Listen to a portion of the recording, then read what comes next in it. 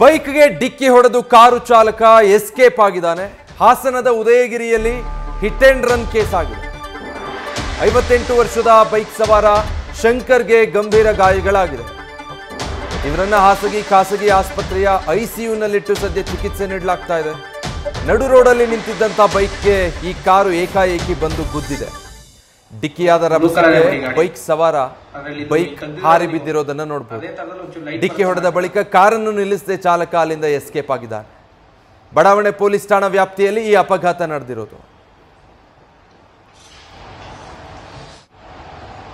Blue colour ಬಿಡಿ ಗಾಡಿ ಅದರಲ್ಲಿ ಇದು ಈಗ ತೆಗ್ದಿದ್ರಲ್ಲ ನೀವು, ಅದೇ ತರದಲ್ಲಿ ಒಂಚೂರು ಲೈಟ್ ಬರುತ್ತಲ್ಲ ಆ ಕಲರ್,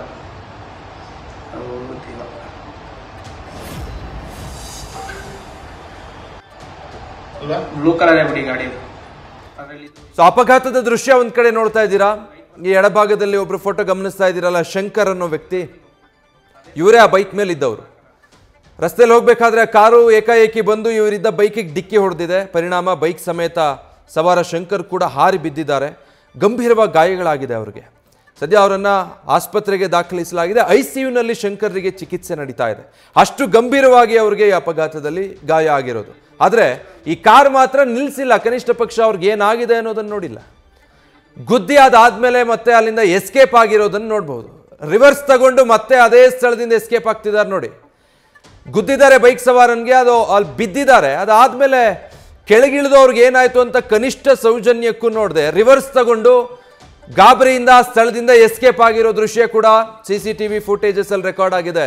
ಅಷ್ಟೊತ್ತಿಗೆ ಎದುರುಗಡೆಯಿಂದ ಮತ್ತೊಂದು ಬೈಕ್ ಬಂದಿದೆ. ಅವರು ಗಮನಿಸ್ತಾರೆ. ಆ ಬೈಕ್ ಸವಾರ ಗಾಡಿ ಸೈಡ್ಗೆ ಹಾಕಿ ಏನಾಗಿದೆ ಅಂತ ನೋಡುವಷ್ಟರಲ್ಲಿ ಈ ಬೈಕು ಅಲ್ಲಿಂದ ಬೈಕ್ ಬಿದ್ದಿದ್ದ ಜಾಗದಿಂದ ಕಾರ್ ರಿವರ್ಸ್ ತಗೊಂಡು ಚಾಲಕ ಎಸ್ಕೇಪ್ ಆಗಿದ್ದಾನೆ. ಇಷ್ಟು ವೇಗವಾಗಿ ಬಂದು ಗುದ್ದಿದ್ದೀನಿ. ಆ ವ್ಯಕ್ತಿ ಪರಿಸ್ಥಿತಿ ಏನಾಗಿದೆಯೋ ಏನೋ ಅನ್ನೋದನ್ನಾದರೂ ನೋಡೋದು ಬೇಡವಾ? ಬಂದು ಗುದ್ದಿದವರೇ, ಅದು ವಯಸ್ಸಾಗಿರುವಂಥ ವ್ಯಕ್ತಿ, ಸುಮಾರು ಒಂದು 57 ವರ್ಷದ ವ್ಯಕ್ತಿ ಶಂಕರ್ ಅನ್ನೋದು ಗೊತ್ತಾಗ್ತಾ ಇದೆ.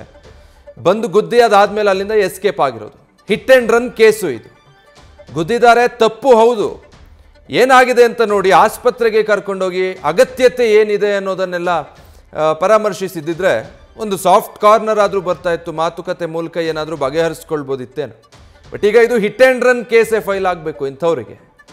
ಬಹಳಷ್ಟು ಜನ ಇದ್ದಾರೆ ಇಂಥ ಮಂದಿ. ಗುದ್ದಾದ್ಮೇಲೆ ಸ್ಥಳದಿಂದ ಎಸ್ಕೇಪ್ ಆಗಿಬಿಡೋದು. ತಮ್ಮ ತಪ್ಪೇನು, ಅಲ್ಲಿಂದ ಸ್ಥಳದಲ್ಲಿ ಏನಾಗಿದೆ ಅವ್ರ ಸಿಚುವೇಶನ್ನು, ಅದು ಯಾವುದನ್ನು ತಲೆ ಕೆಡಿಸ್ಕೊಳ್ಳಲ್ಲ, ಲೆಕ್ಕಕ್ಕೆ ಇಟ್ಕೊಳ್ಳಲ್ಲ. ನೋಡಿ, ಎರಡು ದೃಶ್ಯ ನೀವು ಗಮನಿಸ್ತಾ ಇದ್ದೀರಾ. ಮೊದಲನೇ ದೃಶ್ಯದಲ್ಲಿ ಆ ಕಾರು ಸ್ಪೀಡಾಗಿ ಬಂದಿದೆ, ಬೈಕ್ಗೆ ಡಿಕ್ಕಿ ಹೊಡೆದಿರೋದನ್ನು ನೋಡ್ಬೋದು.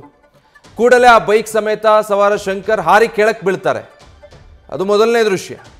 ಇನ್ನು ಎರಡನೇ ದೃಶ್ಯ ಬಲಭಾಗದಲ್ಲಿ ನೋಡಿದ್ರೆ, ಅದಾದಮೇಲೆ ಅಂದರೆ ಗುದ್ದಿದ್ದಾರೆ, ತಕ್ಷಣಕ್ಕೆ ಏನು ಮಾಡೋದು ಗೊತ್ತಾಗಿಲ್ಲ. ಅದಾದಮೇಲೆ ಸುಮ್ಮನೆ ಇಳಿದ್ರೆ ಸಿಕ್ಕಾಕೋಬೇಕಾಗುತ್ತೆ, ಅಥವಾ ಜನ ಸೇರಿದ್ರೆ ನಮಗೆ ಛೀಮಾರಿ ಆಗ್ತಾರೆ ಅಂತನೋ ಏನೋ ಸ್ವಲ್ಪ ಸೆಕೆಂಡ್ ಯೋಚನೆ ಮಾಡಿದ್ದಾರೆ. ಅದಾದಮೇಲೆ ಯಾಕೋ ಇಲ್ಲಿರೋದು ಸರಿಯಲ್ಲ ಅಂತ ಸೀದಾ ಕಾರ್ ರಿವರ್ಸ್ ತಗೊಂಡು ಅದಾದಮೇಲೆ ಆ ಸ್ಥಳದಿಂದ ಕಾಲ್ ಕಿತ್ತಿರುವಂಥದ್ದು ಮತ್ತೊಂದು ದೃಶ್ಯ ಇದು.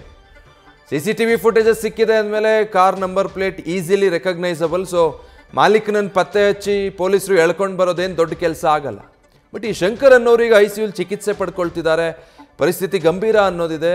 ಬಟ್ ಅವರ ಆರೋಗ್ಯ ಸ್ಥಿತಿ ಏನು ಅನ್ನೋದ್ರ ಬಗ್ಗೆ ಇನ್ನಷ್ಟೇ ತಿಳಿಬೇಕು.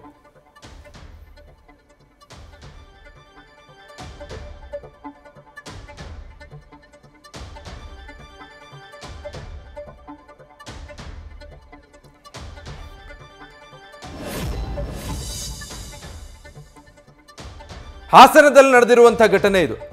ಅದರ ಅಪಘಾತದ CCTV ಫುಟೇಜಸ್ ಕೂಡ ನೀವೀಗ ಸ್ಕ್ರೀನ್ ಮೇಲೆ ಗಮನಿಸ್ತಾ ಇದ್ದೀರಾ. ಎಂತೆಂಥ ನೀಚರು ಇರ್ತಾರೆ, ಎಷ್ಟು ಅಮಾನವೀಯವಾಗಿ ನಡ್ಕೊಳ್ತಾರೆ ಅಂತ.